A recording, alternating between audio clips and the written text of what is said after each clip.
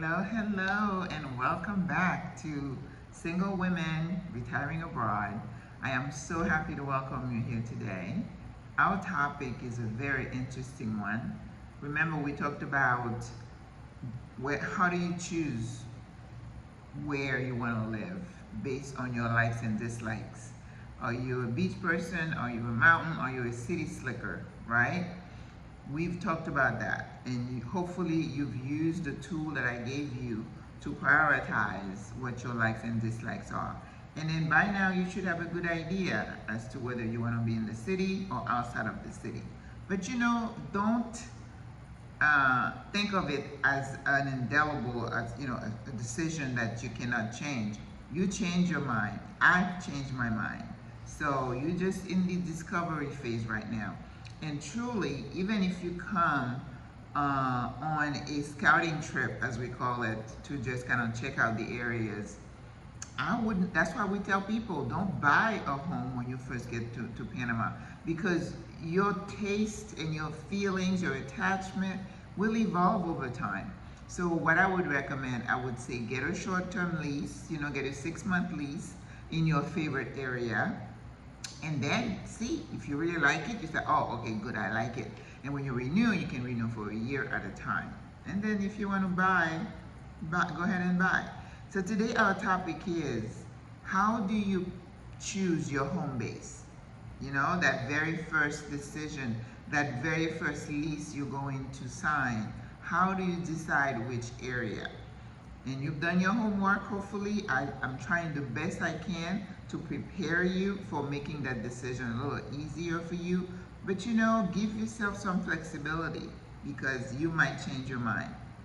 So before we get started, let me just introduce myself again. My name is Maggie Lazar. I am a retired nurse practitioner, and I have been in Panama for a little bit over 14 months. So I'm relatively new, but I am committed to learning all I can about my new home. That is part of what keeps me engaged and excited. I'm in those streets every day. I want to learn everything I can about Panama, and of course, not just hanging out with expats, but getting with the locals, learning the culture, paying attention, so I can be a good expat, right? Or immigrant, whatever you want to call me.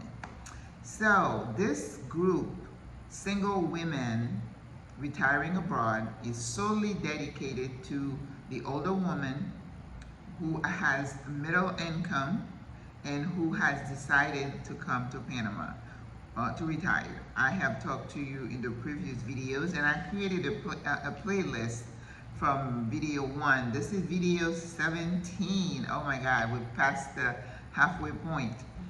And you can just binge watch one day when you have some time. Most of the videos are about 15 to 16 minutes long. Today might be a tad longer, so please, mea culpa. I'm asking for forgiveness. So you've done your homework. You have narrowed down. You say that, okay, I think I want to be in the city, for example. And then how do you decide which neighborhood to choose to live in, right? And of course, you've been talking to folks, you've been talking to me. I can tell you where I live. I'm not going to say it on camera, but you ask people, and even in those Facebook group, people will say, what do you like about this? There was a long post the other day about Costa del Este, which is a very type of affluent area of the District of Panama, and people were saying what they like about it, So everybody has their thing as to why they like a place or not. So today I'm just going to help you sort out what I have seen about different neighborhood. I was living in one neighborhood when I did my first 6-month lease last year, but I couldn't wait to get out because it was truly noisy. Even though the noise level in Panama City is quite high, but you can carve out little niches that are not so noisy, right? And what is noisy to you may not be noisy to me, okay? If you want to hear crickets and nothing else, then you need to be outside of the city, because the city gets noisy. And even in the hills of Boquete, you know, when they have the ferias, when they have an event, it's noisy. So that's why some of the locals schedule their vacation, their time away during those times. Really smart. Okay, so in Panama, we say you have choices, which is so wonderful. You have the city, and this city is amazing in terms of amenities. You have beach galore, as we said that. You have the Pacific Ocean. You have the Caribbean Sea, right? So people can say, I'm a beach bum. I met this woman on an airplane one time, and she was coming to Panama, and I said, no, I'm in the city. She's like, oh no, I'm from Canada, and I've been cold, and I don't want to be anywhere where it's going to be cold. I need to be, you know, by the beach. And I'm like, hey, more power to you, because we got that too. And if you say, some people would say, how hot does it get? It's really tropical in Panama, especially in the city. It's muggy, it's hot. When I wake up in the morning, if I want to catch a little bit of the sunrise, I have to get up like 5:30 or 6, and I have about an hour. And by 7, the sun is blazing, and I have to run back inside. By 8 o'clock, it is warm. So if you don't like warm, you're not gonna like the city. So know thyself. But for those, everybody else who might be looking, might be watching this video today, I want to give you a little synopsis of what's happening in the city and some of the other areas. But as I said, there are other groups here in Panama City, and there is a group for Black women expat that is headed by a lady called Goff, and she has a big channel, a big group of over 3,000 people, and she had done a few videos where she interviewed expats living in those areas. So she has one on living in the city, she has one living by the beach, and she has one living in the mountain. I will link her videos in the description so that, again, you want to hear from the people who are living in those areas. I can tell you city because I live in the city. I've visited those beach areas and the mountain, and I can just kind of peripherally make some references.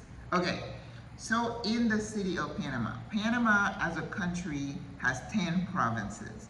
And I have made the comment that you might say 10 states. Each state is divided into districts, which from an American mindset, you could think of counties. And counties, remember in the US, then they have cities. And here we call the cities neighborhoods or corregimientos, okay? And each has its little flavor, which is a little bit more confusing for us because Panama is the county, it is the district, but it is also a province, okay? So when you're talking about Panama, you might be talking about Panama, the district or the province, not necessarily the country of Panama. So within the city, we have 26 different neighborhoods, right? If you talk to expats, they're gonna say, we love El Cangrejo. El Cangrejo is a little neighborhood where you have a lot of expats, lots of apartment, high rises, we call them PH building. We don't need to go into that right now, but if you hear PH, it means it's a high rise, okay? And lots of restaurants. You have access to the metro, lots of buses, and of course Ubers everywhere. I'm not gonna say Uber is everywhere in the country, but Uber is everywhere in the city. Uber is in David. Panama City is the largest city, of course, because we have almost 2 million people. The second largest city is David, and David is in a different what we call them, not region, but different area of the country, provinces. Oh, these words don't come to me right away anymore. So that's, David is the second largest city. So you're gonna find more amenities there, and you do have Uber there. Now, if you start going into other smaller areas, you're gonna find taxis and not necessarily Uber. So keep that in mind. So what's important to you? Do you need to have access to metro, buses, restaurants? El Cangrejo is great. I live in a district, and they call my district Bella Vista. Bella Vista is very developed and it is populated. So you have all the amenities here, right? Walkable trail. We have a nice, you have the water, you could call it a malecon, right? Like in other cities where you could just, there's a walk path called Cinta Costera. Everybody who comes to Panama needs to walk on the Cinta Costera. They have events every weekend. So if you want those kind of amenities, you want to stay in Bella Vista. Now Bella Vista, you do have access to apartments, PHs, high rises. There's an abundance of Airbnbs. Last year when I came, I stayed at a beautiful 2-bedroom, 2-bath, oceanfront Airbnb, and it was affordable because I don't know if you know that about me, but I love a good bargain. I am not high maintenance. I'm kind of a middle of the road in terms of money and access to stuff. I don't necessarily like cheap, but I like a good bargain. I like good value. And in this area of Bella Vista, you're gonna find that. So you have your grocery stores, lots of hospital, metro, buses, so everything is here. Cuisine galore, okay? And plus you have a lot of community events. And also in El Cangrejo, you have a lot of community events. So you can walk to almost anything. So if that's what you want, consider those two, El Cangrejo, Bella Vista. Another neighborhood where you're gonna find lots of expats is San Francisco area. So when somebody say, I love San Francisco, San Francisco is beautiful. Again, you have high rises, there is water view, oceanfront. Walking is fair. You have to watch, and we'll do a video about transportation and if you have any kind of mobility issues, because Panama is not known for being handicap friendly. You're gonna hear a lot of people say that, and that is the truth. So San Francisco is somewhat walkable. You have the waterfront, you have lots of amenities. One thing San Francisco is known for, it's a foodie town. I mean, restaurant galore. In Panama, people refer to rooftop restaurants, which means some restaurants are like at the top of the high rises, and then you're sitting there eating and you have a skyline view of the city and the water. Oh, beautiful. We have that here in Panama City, okay? So if you're into rooftop restaurants, you need to consider the city. So San Francisco is great for that. But outside of San Francisco, you also have areas called Villa Porras. We have a beautiful park that is walkable called Parque Omar. They always have events. I walked that park a lot when I was staying with my friend in San Francisco. The food, you have hospitals are not that close, but they're still there. So that's a good place. You know, I have a friend in this group who lives there, and I'm like, how do you like your building? She's like, I love it, right? Because everything is right there. I went to see a friend the other day. She invited me to dinner, and then when we got down on the ground floor, and I'm looking at Super 99 right there, and I'm like, oh, you could just hop over and go get your groceries. So amenities, closeness to, and I think access is, if that's important to you, consider that. What San Francisco does not have is access to the metro. Whoever the planner was to design that neighborhood did not think about metro access. Maybe they're thinking everybody who lives there is going to use Uber and taxis, and that's what most people do.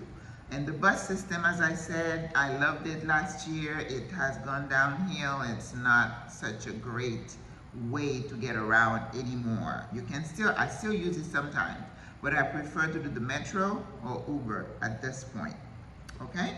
So think about those areas. Let's see.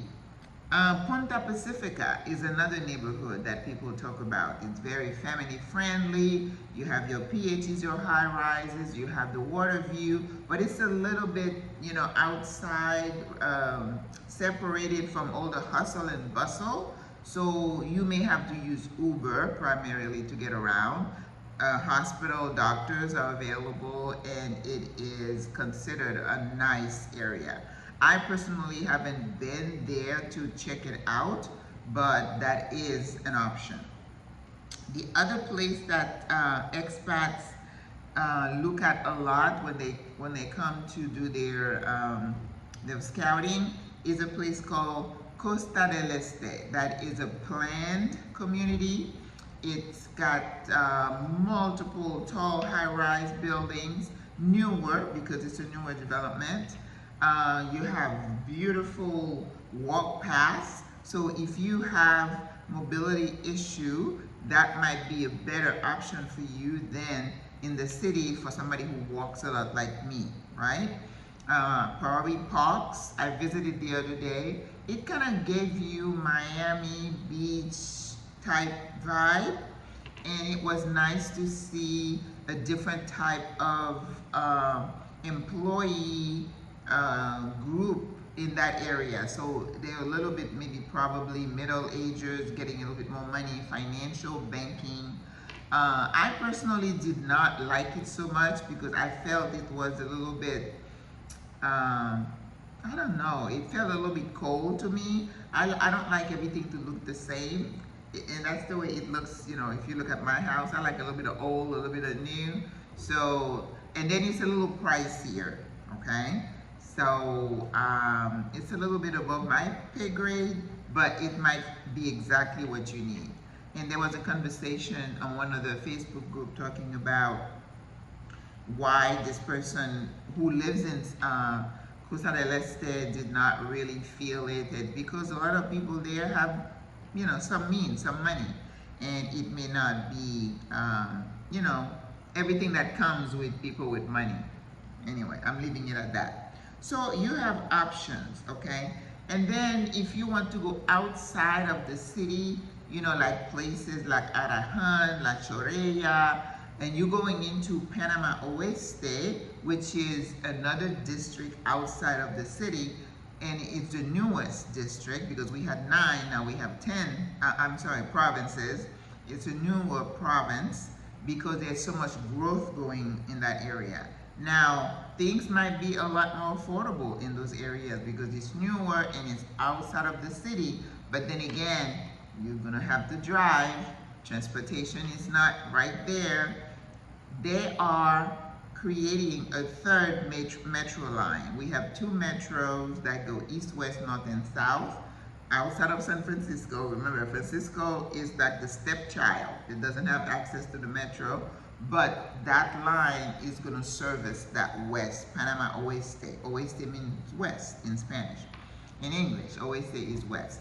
So you may, and I didn't even know that there were expats in those areas, but apparently some people live there. So consider no cars versus car. If you get outside of the city, you're going to need to drive. And it's easy to get driver's license to get a car, and that's another video. I don't think I did a video on that. They recommend that you buy here and not bring your car because something about the gas, and it could create some issues. But anyway, I'm not an expert in that, and I would not be talking about that because I'm not driving here, even though I think I will get my driver's license. Probably next year, if I decide to buy, I might have to be outside of the city. We'll see.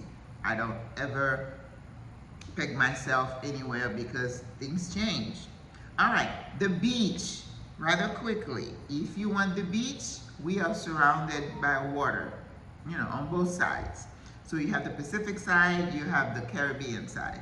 Personally, I like the Caribbean side. I think the beaches are more beautiful, the water is different, the temperature feels different, so you need to do your research. So we have Coronado, which is a very popular area with expats from Europe and some Americans. But I went there and I looked at it and I was like, that's it, what else is there? Not for me. I would get bored. I can't look at the water 10, 12 hours a day. I can't go to the beach for a day and then I come back home. I need the hustle and bustle, okay? Then in that area too, you have a place called Chame, you have Veracruz, you got Playa Blanca, you have Rio Hato. All these places are on the Pacific side of Panama, and the beaches are gorgeous. Some of them have like black sand that are from the lava. It's just beautiful, okay? If you want beaches, we got beaches. Then on the Caribbean side, you have Bocas del Toro. That is a paradise. Those beaches.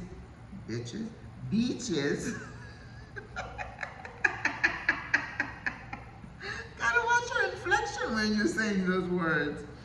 Those beaches are absolutely beautiful. But I don't want to live in Bocas del Toro. I mean, it's got lots of jungle around, and you know, with jungle comes critters and animals, and nah. So we went to visit, and you have to use water taxis to get in and out of the island. I don't like that. I like to drive or walk, but it is absolutely stunning. We have Pedicee, and they have a lot of surfing. Imagine in Panama, we have a surf beach called Playa Venal and Las Lajas. So you have options. So go look at the map, and if you're into beaches and you want to be surfing or fishing, we got you. Then if you say, oh my goodness, I cannot take the heat. I would love to move to Panama, but I cannot be in Panama City. And I'm not gonna lie to you, Panama City is warm. If you don't like warm, you will not survive here, okay? Because most of us, like somebody said, even in the morning, I don't go walk, because by the time I, walk 30 minutes, the sun is up and it's so warm, I'm sweating. I go in the evening. In the evening, there's a breeze coming from the ocean, and it's doable. So if you want the Highlands, we have the Highlands. If you say, no, I need cool weather, then you definitely want to consider the Highlands, right? So you have things like in one particular, I keep forgetting the words. It's 10 provinces. We have Chiriquí. Chiriquí is a province in the Highlands. I don't know if you remember, it's the breadbasket of the country. They make a lot of, they grow a lot of our food, cattle, rice, everything else. But then you have the elevation, okay? There is a dormant volcano, actually two. The highest point in Panama is Volcan Baru, which, it's dormant. And then you have the mountain. And of course, like I said, every time you have a volcano ashes, it just kind of, it gets the ground fertilized, everything grows, and it's beautiful. They do coffee, they do cattle, and it's absolutely stunning. In fact, when I visited last year, I went to places like Cerro Punta, and I was like, I go to the store and I see green onions from Cerro Punta, and when I go to my little place, my favorite place, Merca Panama, which is like a food haven, and things come from there where people grow stuff. So Boquete, you probably heard of Boquete, where you have a lot of expat. Most of the time, the majority are gringos, and so you got to think about that. But from what I'm hearing, we're having more and more African Americans retiring there because they don't like the heat. So you have Boquete. Volcan is outside of Boquete. That's becoming a very popular area. And then you have Tierras Altas, which is where Cerro Punta is. Another area we have closer, because those areas are like 7 to 8 hours away from Panama City. So if you want to go there, you have to fly or you drive a long distance. I took the bus. It's cheap over here. But there is another mountain, well, I won't say mountain, but where you have elevation called El Valle de Antón. That's another, it's a valley. That means you have the mountains and then you have the valley down. And there was a volcano. It's a volcanic crater. But because, again, of the volcanic ashes, it is just absolutely stunning. I visited last year, and I remember in the morning, I would just go sit in one of those rocking chairs they had in my hotel, and I put my wrap because it's a little cool, and I sit there and I'm breathing the air. Oh, so beautiful. Even walking when you're driving in and then the road is going and you're looking down in the valley and you see all that green and lushness. Absolutely stunning. But again, it's majority Caucasian, and it's you have critters. You have critters. I just don't do critters. So, and there's Santa Fe. Santa Fe is another area, maybe not as high, but they have a lot of cattle, a lot of horses. So you're into horses, those areas you're gonna love. But again, are you gonna have cost of living, access to medical facilities, transportation, and the existence of a expat community? Okay, so think about all those parameters. I know people who moved to those places and then now they're in the city. And then there's no shame in saying, you know, I thought I would love it. We have people who said, no, I want to go to the beach, and they go to the beach and they sign a lease, and then after a month or two they're like, oh, I can't wait to get out of there. This is not going to be for me. So we live and learn, okay? So I hope you got a synopsis of what is available to you based on your choices and your likes and dislikes. There is no right or wrong, but just keep in mind, if you're an older woman, because this is about women, single women retiring, if you're looking for companionship, you're looking for an established expat community, you want to have access to medical care, you want to be able to walk everywhere, you're going to have to make some decisions. You're never going to get everything that you want in a place. It's a trade-off. What is it are you willing to trade? Okay? So, for me, it's access. It's medical, even though I'm not sick and I'm not looking to have any kind of heroic thing done to me. But I just like this week, I went to 2 sacred music concerts. You know, if I go someplace else, those things would not be available to me. And I need that. I need that culture. I need all that stuff to keep me happy. So, I hope you enjoyed this one. Unfortunately, I knew it was going to be a long one because there was so much to tell you. And again, if you have any questions, shoot me an email. I am going to put Mary Goff's Facebook posts there so you can go look at them. And there are other people doing all kinds of presentation about moving to Panama. So this is from a local, someone who's been here, who's done it.